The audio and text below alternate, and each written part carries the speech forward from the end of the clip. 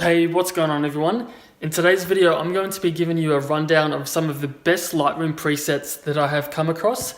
In particular, the Peter McKinnon Lightroom presets that I actually downloaded about a week ago, and I've been absolutely blown away by the quality and the versatility of these presets. So I'll put a link down below in the description to Peter's Lightroom preset pack.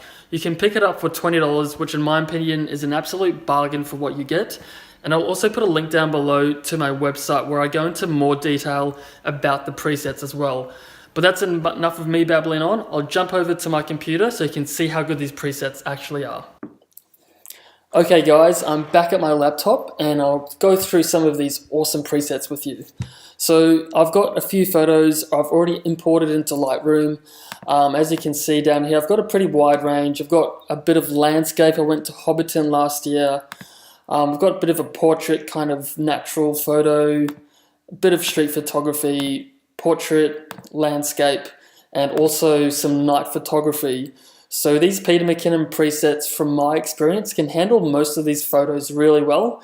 There may have to be some adjustments throughout them, but for most parts, it's pretty much just one click and you're good to go.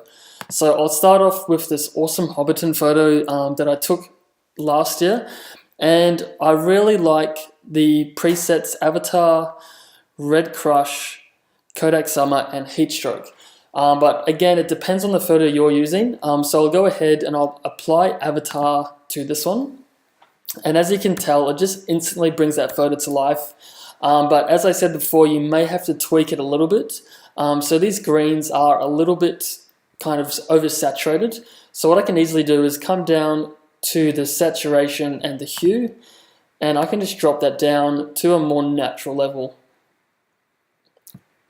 And I can also play around with the exposure, bring out the highlights a little bit more. But as you can tell, one click is pretty much all I need for this photo. So I'll go along to the next one. This was taken in Cuba. That's my sister there in the car. So I really like Ansel. This is like a black and white, really film grainy look. I find that it works really well with street photography, and again I'll apply Avatar, which almost works well with everything. And then I'll just go down the list. You can just see on the top left hand corner the changes that it will make to the photo. And I can also apply Macchiato as well. This is like a very Instagram worthy filter that I would highly recommend. So that fits really well into that photo. It's kind of like a desaturated look. It kind of brings out the highlights and punches the shadows a little bit. So again, I could adjust this a little bit more, maybe just bring up the highlights and make it a bit warmer. But again, that's all you really need to do with these presets. They really are valuable, and as you can see there, it's like a night and day difference as well. So I'll go along to the next photo. This was also taken in Havana, Cuba. And I can go ahead and I'll just apply ones. I can just go down the list, and this really is like a really fun part that I like applying to new photos. And you just pick out one that you think applies to your particular tastes or a client that you may be doing work for. So I always go to Avatar, and again you can tell straight away just the difference that it makes. It's so good.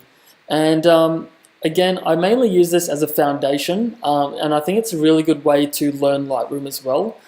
So you can always go down and tweak it to your heart's content. So for this one, I'll make it a little bit more fade. Bring up the blacks a little bit more vibrance, a little bit more saturation. So it's just a really good framework to work off, and then you can just adjust it to your own particular needs. And again, a night and day difference from these photos. And this is another one I took in Cuba. I'll go down here and see what I can find for this particular photo. Brighten Me Up is a really good option for underexposed photos. And I'll just keep going down here. Got Dolomite, which is a very cool filter. Go along to Frontier, which is a really grungy kind of underexposed film look, which I actually really like for this photo. So it is a little bit dark for my taste, so I'll just bump up the exposure just a little bit. Bring up the blacks, and as you can tell, there really is that grain look, which is on purpose. And if you go down into all of these presets, you can tell that a lot of thought and consideration has gone into each one. Pretty much every single option there is has been adjusted or tweaked just a little bit to make these photos look as best as possible for these particular presets. So I'll leave that one as is. So I'll move on to the next one. Again, this was taken in Cuba. So I can go down the list and find one that I think would suit this particular photo. So just keep scrolling down. Kodak Summer.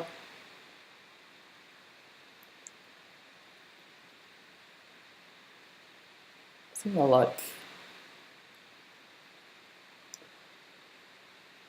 go to Avatar. And again, I'm going back to Avatar again. I can't help but not use this filter. It's so good. And then I'll move on to a portrait. This is actually my mum reading out a window in Cuba as well. So I can go down here and pick one, Avatar. And if it's a bit too warm, you can always adjust the color tones as well to your particular taste. So I'll keep going down. Brighten Me Up. I really like this one. It kind of focuses in on the features of the face. And then again, if I compare them, it's completely different. And this is really going to speed up your workflow, guys. So I'll move on to a landscape photo that I took at Phillip Island in Victoria a couple of weeks back. So I can go down, apply one that I think would look good. And Dolomite is really good. I find that's really good for landscape, as well as with Red Crush. This is a really popular one as well. So I think I'll actually keep it with Red Crush. I'll just lift the exposure a little bit, lift the contrast, just a tad, bring down the clarity, up the vibrancy. And as you can tell there, that is another night and day difference photo right there. And I'll move on to the last one in this list, which is a night photography shot. So I'm actually surprised that a lot of these filters still apply to night photography as well, because usually I have to spend about 20 to 30 minutes on each shot to get it to my own particular taste. But surprisingly, you can adjust these, and they do work really, really well. So I'll go down and find one that I think would be suitable.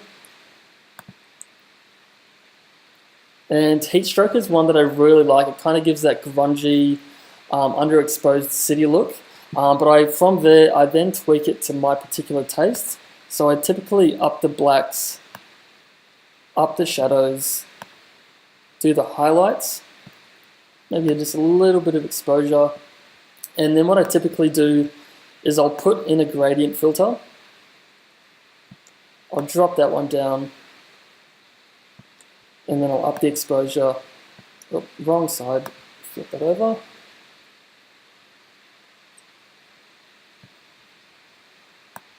Up the exposure. And then that just really, really brings more attention to the cityscape itself. And now if I compare that to the original photo, you can just tell there's so much more kind of depth and color in that photo now. So this is really, really good for night photography and long exposure photography as well. So that pretty much wraps up my thoughts and opinions on this Lightroom preset pack from Peter McKinnon. Again, I'll put a link down below to the pack in the description, and I'll also put a link to my full review with more videos, and you can actually see the sample photos as well down below. And if you'd like to see more videos like this, please hit that thumbs up, and as always, thanks for watching.